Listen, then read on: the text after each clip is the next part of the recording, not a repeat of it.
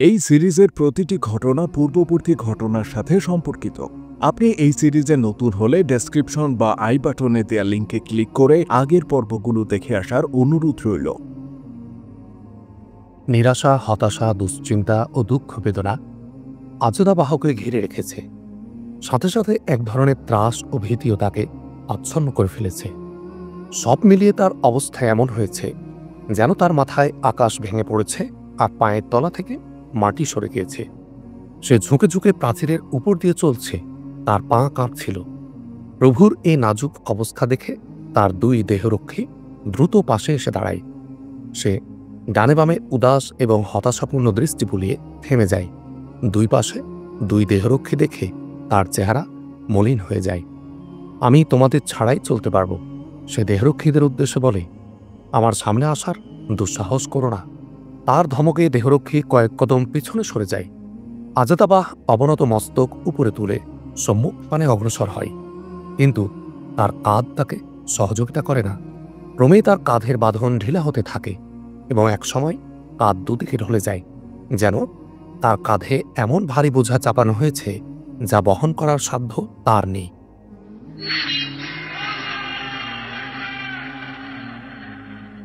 বোঝা তো তার কাঁধে আগে থেকেই চেপেছিল। তা ছিল দায়িত্বের বোঝা। হীরা ছিল তার দায়িত্বের অন্তর্গত।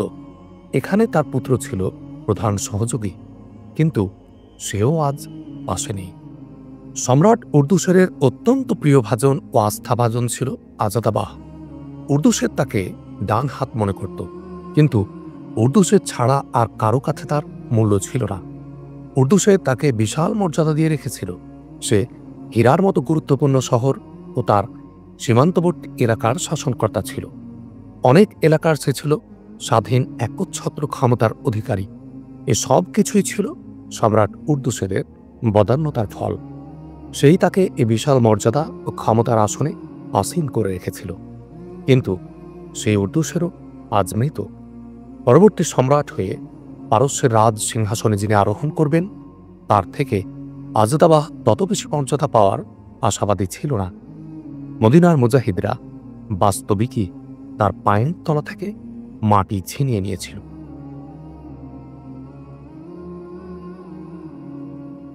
কিন্তু কেন? তার এক সালার তাকে এই কথা তখন বলে যখন সে নিজের শাহী মহলের খাস কামরায় গিয়ে পৌঁছেছিল। সালার তাকে বলে, মনে হচ্ছে যুদ্ধ শুরু হওয়ার আগেই আপনি পরাজয় মেনে নিয়েছেন। আপনার পুত্রের খুনি মদিনার বদ্যুদের ক্ষমা করে দেবেন? তার নিহত পুত্রের মা রাগত স্বরে প্রশ্ন ছুড়ে মারে। আমাকে ভাবতে দাও। আজাদাবাহ গর্জে ওঠে, কিন্তু তার গর্জন ছিল কাঁপা কাঁপা। সে বলে, তোমরা কি মনে করেছ যে আমি মুসলমানদের সামনে অস্ত্র সমর্পণ করছি? তোমরা কি শোনোনি? সহসা তার কণ্ঠ নিচু হয়ে যায়। ধরা গলায় বলে, সম্রাট উর্দুশের মারা গেছেন। পক্ষে মুহূর্তে পিনপতন নীরবতা নেমে আসে। সম্রাট মারা গেছেন? আজাদাবাহ এর স্ত্রী কথাটি এমনভাবে বলে যেন সে দীর্ঘ শ্বাস নিচ্ছিল। উর্দুশের মারা গেছেন? আমার পুত্রও নিহত। অতঃপর সে আজাদাবাহ এর দিকে তাকিয়ে উচ্চ আওয়াজে বলে, জরথুস্ত আমাদের তার অপমানের শাস্তি দিচ্ছেন। এখন আমাদের ওই আগুনে পড়ে ভস্ম হওয়ার বিকল্প নেই, যে আগুনকে আমরা পূজা করি।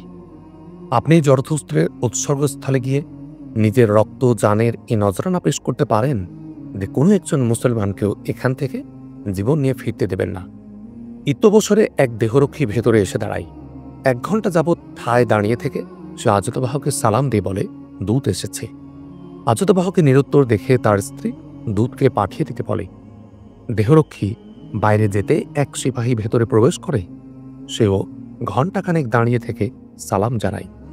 আজাদাবাহ উদাস দৃষ্টিতে তার দিকে তাকায়। মদিনাবাসীদের নৌযানগুলো বাদ পেরিয়ে অনেক সামনে গিয়ে এসেছে। দূত জানায় তাদের গতি খুবই দ্রুত। জনসংখ্যা কত হতে পারে? আজাদাবাহ জানতে চায়। জনাব, আমাদের অর্ধেকও নয়। দূত জবাব দেয়, আমার ধারণা মতে 20,000ও হবে না। আমরা তাদের ঘোড়ার পদতলে পিষ্ট করে ফেলব। সালার বলে, আপনি সর্বাধিনায়ক, নির্দেশ দিন। আমরা ফোরাতের মধ্যে তাদের উপর তীরের বৃষ্টি বর্ষণ করব। নৌযানগুলো তাদের লাশ ফিরিয়ে নিয়ে যাবে। তীরের বৃষ্টি বর্ষণের পূর্বে দরিয়ার পার পর্যন্ত পৌঁছার জন্য একটি লড়াইয়ের প্রয়োজন হবে। দূত বলে, তাদের অনেক অশ্বারোহী দরিয়ার উভয় পাড় দিয়ে নৌযানগুলোর সঙ্গে আসছে।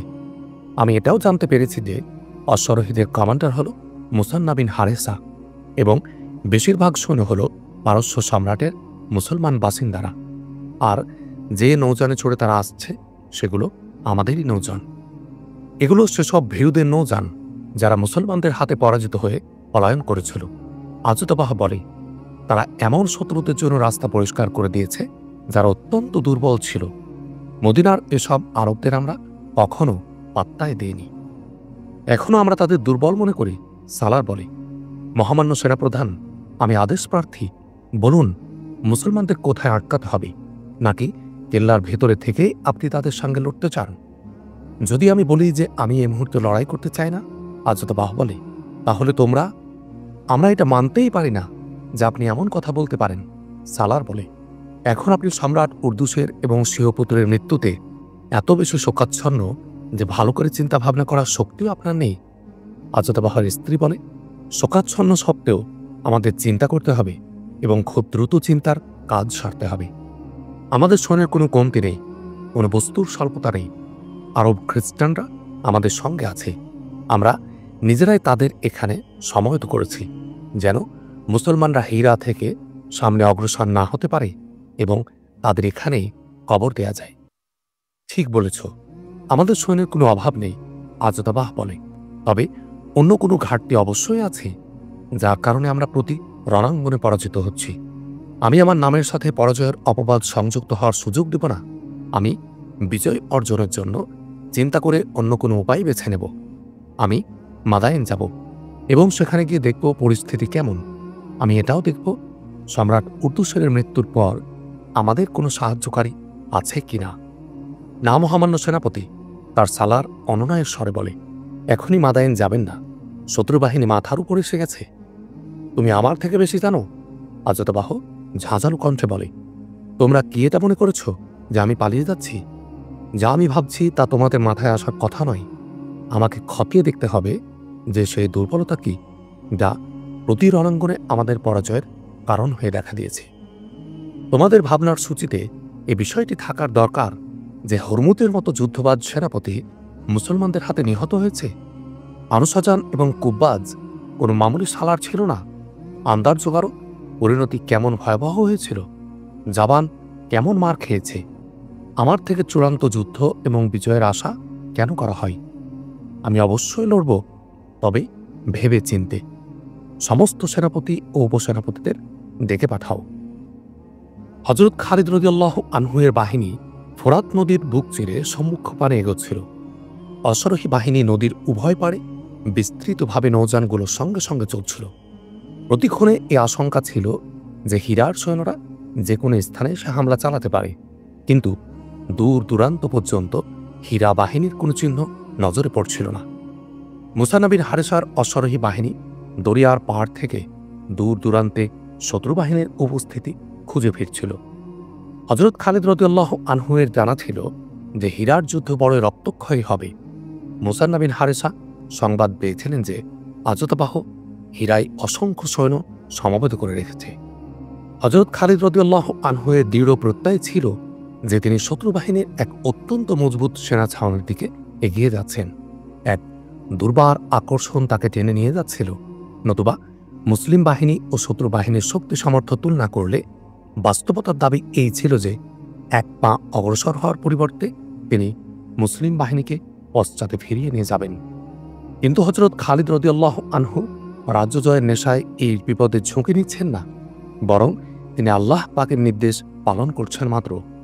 এত বিরাট এবং শক্তিধর বাতিলের সহাবস্থান ইসলামের জন্য এত বিপজ্জনক ছিল যে এই বাতিলের মূলোৎপাটন না করা হলে খোদ বাতিলই তাকে পেছনে টেনে নিয়ে যেত এবং নিতে নিতে এক সময় ধরা থেকে তার চিহ্ন মুছে দিত। ইবনে ওলীদ দরিয়ার কিনারা থেকে হযরত মুসান্না বিন হারেসার আওয়াজ হযরত খালিদ রাদিয়াল্লাহু আনহু শুনতে পান। মঞ্জিল নিকটবর্তী। হযরত খালিদ রাদিয়াল্লাহু আনহু নাবিকদের বলেন, নৌযান কিনারায় লাগিয়ে তাদের নামিয়ে দিয়ে নৌযানগুলো যেন সামনে এগিয়ে নিয়ে যায়। হযরত মুসান্না এই এলাকা চিনতেন, কিন্তু তারপরেও এলাকার দুই ব্যক্তিকে ধরে এনে তাদের পুরস্কার দেন এবং পথ প্রদর্শনের জন্য তাদের সাথে রেখে দেন।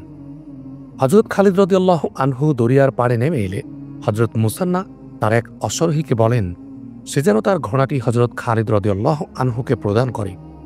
হযরত খালিদ রাদিয়াল্লাহু আনহু ঘোড়াটিতে আরোহণ করেন।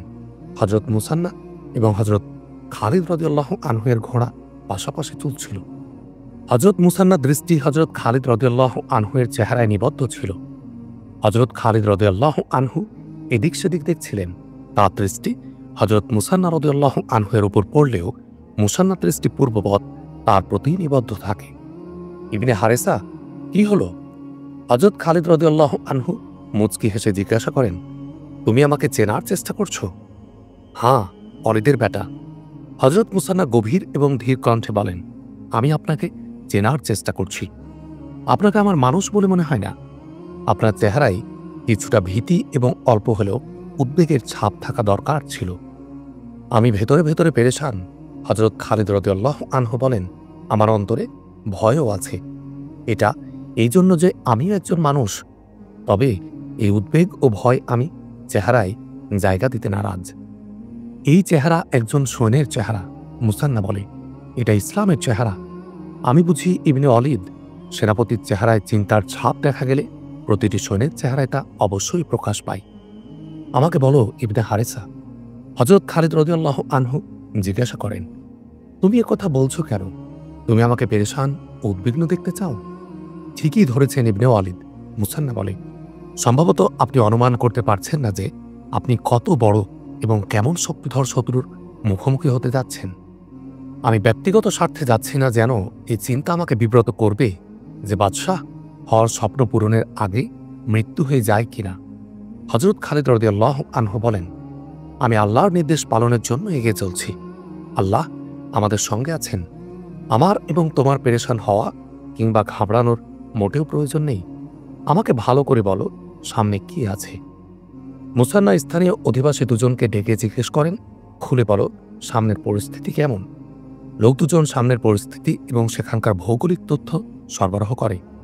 হযরত খালিদ রাদিয়াল্লাহু আনহু তাদের বিদায় দেন এবং মুসান্নার সঙ্গে হীরা আক্রমণের পরিকল্পনা প্রস্তুত করেন।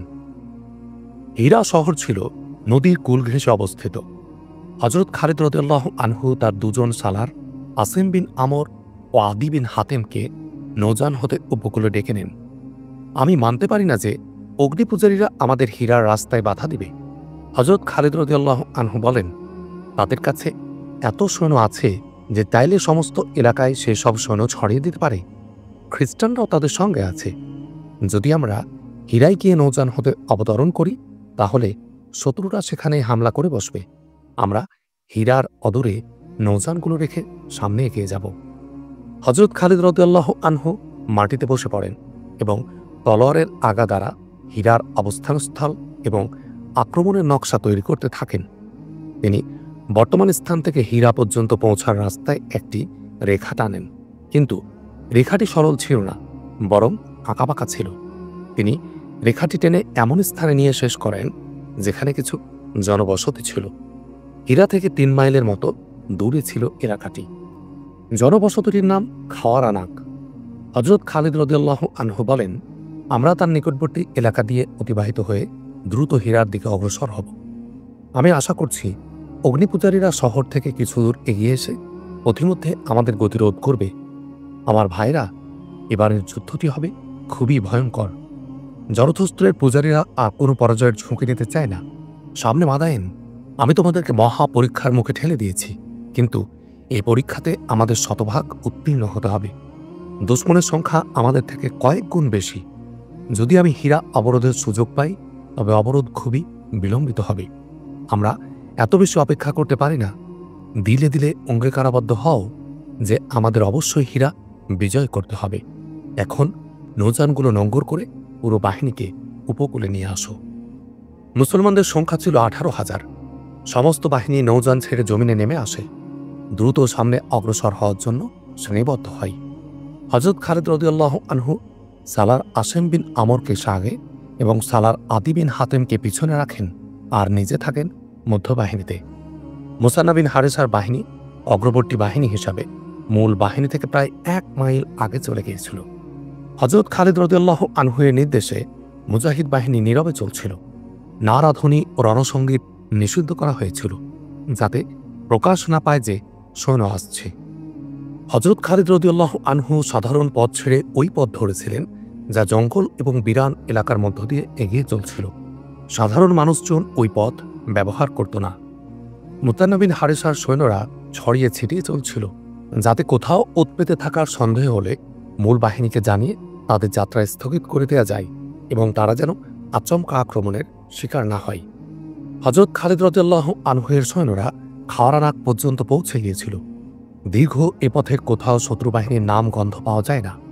হযরত খালিদ রাদিয়াল্লাহু আনহু সৈন্যদের যাত্রা বিরতির নির্দেশ দেন এবং একজন গুপ্তচরকে এই বলে পাঠান, তুমি বসতিতে গিয়ে খোঁজ নাও এখানে শত্রু সৈন্য আছে কিনা। এদের মধ্যে সেসব মুসলমানের সংখ্যা বেশি ছিল যারা একদিন পারসিকদের গোলাম ছিল। তারা দজলা এবং ফোরাতের মোহনায় অবস্থান করত। তাদের মধ্য হতে এক গুপ্তচর বেশভূষা বদল করে খাওয়ারানা গিয়ে এই খবর নিয়ে আসে যে সেখানে কোনো সৈন্য নেই এবং বসতি পূর্ণ নিরাপদ। ইতিহাস বলে এই বসতিতে অনেক ধনী লোকের বসবাস ছিল।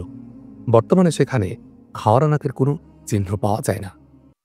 মানুষ মাটির সাথে বেঁচে যায়, স্থান নিশ্চিহ্ন হয়ে যায়, উঁচু উঁচু বালাখানা শাহী মহল কালের গর্ভে হারিয়ে যায়, শুধু রয়ে যায় ইতিহাস।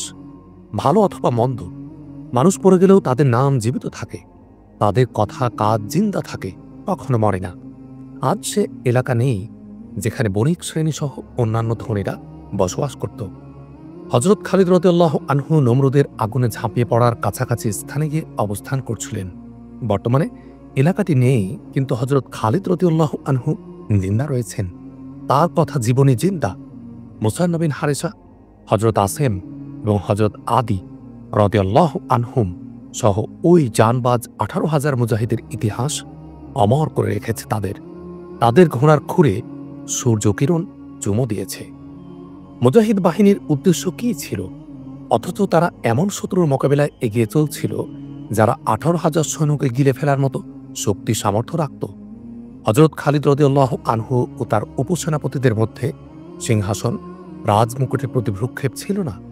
ছিল না স্বর্ণ, রৌপ্য কিংবা জওহরের লোভ। তাদের মধ্যে ছিল সীসাঢালা প্রাচীরের ন্যায় অগ্নিপ্রত্যয়, যা তাদেরকে এ পথে অটল রেখেছিল। তারা এ পৃথিবীর মাঝে এমন কোনো জাতির উপস্থিতি দেখতে প্রস্তুত ছিল না যারা ইসলামের অস্তিত্ব ও উন্নতির পথে অন্তরায় হতে পারে। তাদের বিবেচনায় না কোনো দ্বিধা সংশয় ছিল, না কোনো রূপ অস্থিরতা কিংবা সিদ্ধান্তহীনতা ছিল। তারা আল্লাহর রাহে জান কুরবান করে রক্তাক্ষরে ভবিষ্যতের ইতিহাস রচনা করতে অমর হওয়ার জন্য চলছিল। ঐতিহাসিকগণ সে যুগের বর্ণনাকারীদের বরাত দিয়ে লেখেন, হযরত খালিদ রাদিয়াল্লাহু আনহু নীরবতায় ডুবে গিয়েছিলেন। কোনো সিপাহী তার দিকে তাকালে তিনি মুচকি হাসি দিতেন। হযরত খালিদ রাদিয়াল্লাহু আনহু যখন খাওয়ারানাক পেছনে ফেলে এগিয়ে যান, তখন তার মুখ থেকে হয়তো কোনো নির্দেশ, না হয় নির্দেশনা বের হতো। এছাড়া তিনি কিছুই বলেন না, সম্পূর্ণ নীরব থাকেন। হযরত মুসান্না বিন হারেসা রাতে গেরিলা আক্রমণ এবং দিনে অতর্কিত হামলা চালিয়ে নিমিষে গায়েব হওয়ার ওস্তাদ ছিলেন। তিনি যখন হযরত খালিদ রাদিয়াল্লাহু আনহুকে বলতেন যে তিনি এমন এমন করবেন, তখন হযরত খালিদ রাদিয়াল্লাহু আনহু শুধু বলতেন, আল্লাহ তোমাকে উত্তম প্রতিদান দিন ইবনে হারেসা।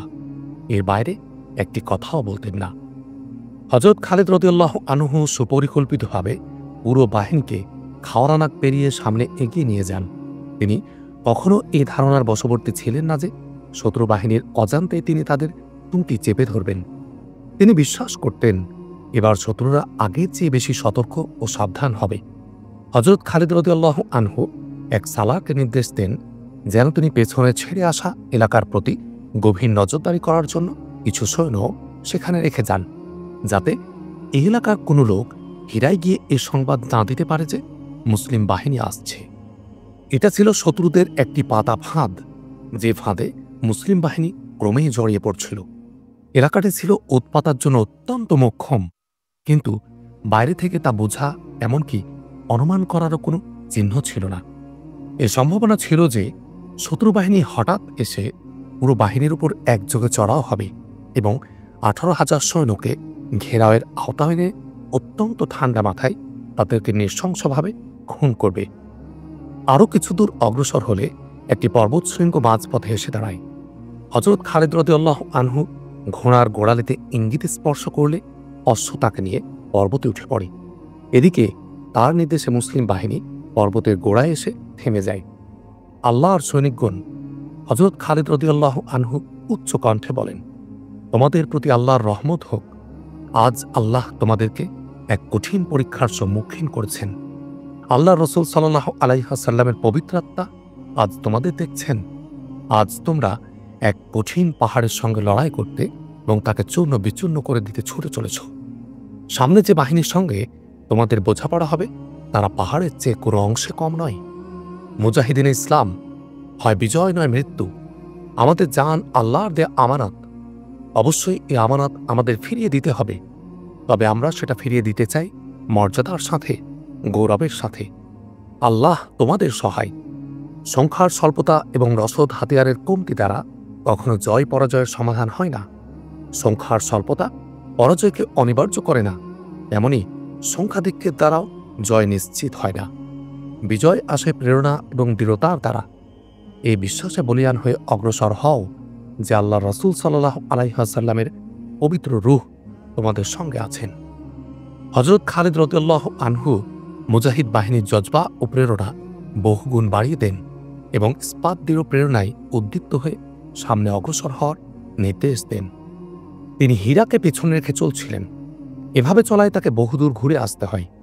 শহরের উপকণ্ঠে পৌঁছে গেলেও কোনো শত্রু সৈন্য তার নজরে পড়ে না।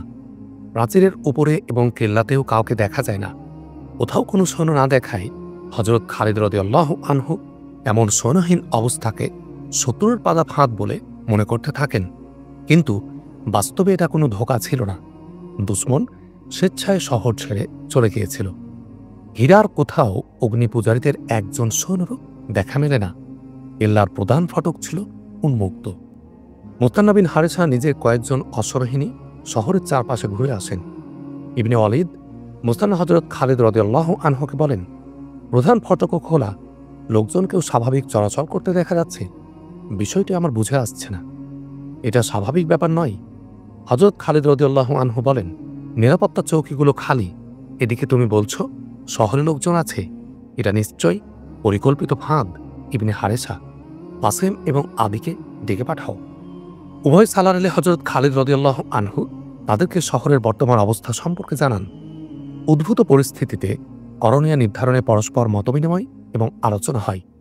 পরিশেষে এই সিদ্ধান্ত হয় যে শহরে প্রবেশের সমস্ত দরজা দিয়ে মুসলিম বাহিনী একযোগে তুফানের মতো প্রবেশ করে সারা শহরে ছড়িয়ে পড়বে। বিপর্যয় ঘটলে তা অত্যন্ত ভয়াবহ হতো। হযরত খালিদ রাদিয়াল্লাহু আনহু যেভাবে মুজাহিদদেরকে শহরে প্রবেশ করতে বলেন, তাতে শত্রু কর্তৃক তাদের কচুকাটা হওয়া কিংবা ঘরে ঘরে লুক্কায়িত তীরন্দাজদের তীরের নিশানা হওয়ার বিরাট আশঙ্কা ছিল। কিন্তু হযরত খালিদ রাদিয়াল্লাহু আনহু বিপদের পাহাড় সত্ত্বেও জীবনমরণ চ্যালেঞ্জ গ্রহণ করেন। শহরে প্রবেশের নির্দেশ দেওয়ার সঙ্গে সঙ্গে মুসলিম বাহিনী অশ্ব ছুটিয়ে তুফানের গতিতে শহরের ভেতর প্রবেশ করেন। শহরের বাসিন্দারা আত্মগোপন কিংবা পলায়নের তৎপর হওয়ার পরিবর্তে সকলে খোলা আকাশের নিচে এসে দাঁড়ায়। মহিলারা ছাদের উপর উঠে যায়। কিছু লোক ঘরের দরজা বন্ধ করে ঘরের অভ্যন্তরে রয়ে যায়।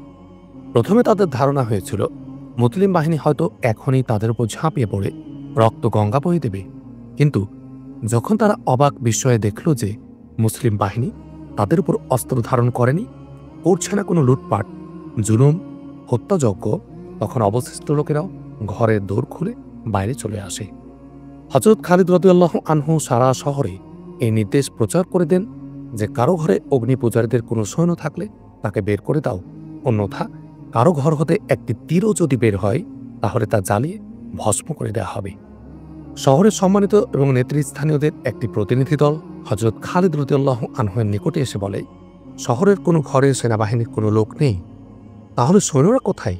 হযরত খালিদ রাদিয়াল্লাহু আনহু জিজ্ঞাসা করেন, মাদাইনে চলে গেছে। প্রতিনিধি দলের নেতা বলে, শাসক আজাদাবাহ কোথায়? তিনিও চলে গেছেন। প্রতিনিধি দল হযরত খালিদ রাদিয়াল্লাহু আনহুকে জানায়, আমাকে কে আশ্বস্ত করতে পারে যে ব্যাপারটি মোটেও প্রতারণাপূর্ণ নয়? হযরত খালিদ রাদিয়াল্লাহু আনহু জিজ্ঞাসা করেন, কে এটা বিশ্বাস করবে যে শাসক এলাকা ছেড়ে চলে যাবে? সৈন্যরাও থাকবে না, অথচ দুশমনদের দেখলেও সাধারণ জনগণ ভয় পাবে না, বরং স্বাভাবিকভাবে চলাফেরা করবে। আমরা মদিনার সেনাপতিকে এই বিশ্বাস দিতে এসেছি যে হীরার জনগণ সম্পূর্ণ শান্ত এবং স্বাভাবিক থাকবে। আমরা যেন শান্তির সাথে থাকতে পারি এ অনুরোধ জানাচ্ছি। প্রতিনিধি দলের নেতা বলে, ধোঁকা আপনাকে কখনো দেয়া হবে না। প্রতারণার শিকার হয়েছে আমরা। যে জনতাকে রেখে তাদের শাসক ও সৈন্যরা এলাকা ছেড়ে চলে যায় আর জনগণকে শত্রুর দয়া করুণার উপর রেখে যায়, সে জনতা শত্রুদের বন্ধু বানাতে চেষ্টা করবে, শত্রুদের ধোঁকা দেওয়ার ঝুঁকি নেবে না। আমরা সেসব সৈন্যের সঙ্গ দিতে পারি না যারা কাজিমায় পরাজিত হয়েছে, উলাইস থেকে পালিয়েছে, আমি নিশিয়ার মতো শহর ছেড়ে পলায়ন করেছে, আমাদের শহর ও জনগণকে ফেলে পালিয়েছে। তোমরা কি চাও? হযরত খালিদ রাদিয়াল্লাহু আনহু জানতে চান। নিরাপত্তা। প্রতিনিধি দলের নেতা জবাবে বলেন, শহরের বাসিন্দারা নিরাপত্তা এবং নিজেদের জানমাল ও ইজ্জতের সংরক্ষণের উপযুক্ত মূল্য দিবে। আমরা মূল্য নিই না। হযরত খালিদ রাদিয়াল্লাহু আনহু বলেন, আল্লাহর কসম, নিরাপত্তা চেয়েছেও নিরাপত্তাই পাবে। আমার বাহিনীর একজন সদস্য কি কারো ঘরের কোনো বস্তুতে হাত দিয়েছে, কারো ইজ্জতের উপর হামলা করেছে? না, প্রতিনিধি দলের নেতা জানাই। আমরা কেবল সেসব শহরের ধন সম্পদকে গনিমতের মাল মনে করি যার অধিবাসীরা পালিয়ে যায়। হযরত খালিদ রাদিয়াল্লাহু আনহু বলেন, তোমরা নিজেদের ঘরে ছিলে এবং আমাদের বিরুদ্ধে অস্ত্র ধারণও করনি। সেজন্য এটা আমার কর্তব্য যে আমি এ শহরের অধিবাসীদেরকে নিজের আশ্রয়ে নিয়ে নেব, আর আমি এর জন্য এক পয়সাও নেব না। যাও, যেমনই নিরাপদে এসেছ তেমনই নিরাপদে চলে যাও। নিঃসন্দেহে এটা ওই শক্তি যা আপনাকে প্রতি রণাঙ্গনে বিজয় দান করেছে। প্রতিনিধি দলের নেতা বলে, ইতিহাসে এর কোনো ইশারা পাওয়া যায় না যে হযরত খালিদ রাদিয়াল্লাহু আনহু হীরার অধিবাসীদের ইসলাম গ্রহণের দাওয়াত দিয়েছিলেন কিনা। অবশ্য স্পষ্ট ভাষায় এ তথ্য পাওয়া যায় যে হীরার জনগণের মাঝে এই ভয় ভীতি ছিল মুসলিম বাহিনী তাদের ঘরে লুটপাট চালাবে, তাদের সুন্দরী নারীদেরকে নিজেদের শয্যাশায়িনী বানাবে।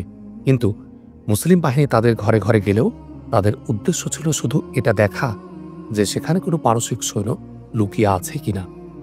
হীরাবাসী যখন মুসলমানদের এই উন্নত ভদ্রতা এবং চারিত্রিক দৃঢ়তা দেখে এবং হযরত খালিদ রাদিয়াল্লাহু আনহু যখন তাদের এই বলে আশ্বস্ত করেন যে এই শহরের বাসিন্দারা মুসলমানদের নিরাপত্তা বলয়ে থাকবে, তখন তারা এত বিমোহিত হয় যে অনেকে স্বেচ্ছায় ইসলাম গ্রহণ করে। হীরার লোকদের থেকে হযরত খালিদ রাদিয়াল্লাহু আনহুর একটি বিরাট লাভ এই হয় যে নব মুসলিমরা এবং কয়েকজন গোত্র নেতা তাকে গুরুত্বপূর্ণ বিষয়াদি সম্পর্কে অবহিত করে। হীরা আপনার। হীরার এক সর্দার হযরত খালিদ রাদিয়াল্লাহু আনহুকে বলে, তবে আপনি শহরটি কবজা করে নিরাপদে থাকতে পারবেন না। আপনি হয়তোবা জেনে থাকবেন যে হীরার আশপাশে আরও 4টি কেল্লা আছে। এসব কেল্লার অধিকর্তা বিভিন্ন গোত্রের সর্দারগণ। প্রতিটি কেল্লায় বিদ্যমান রয়েছে অসংখ্য আরব খ্রিস্টান সৈন্য।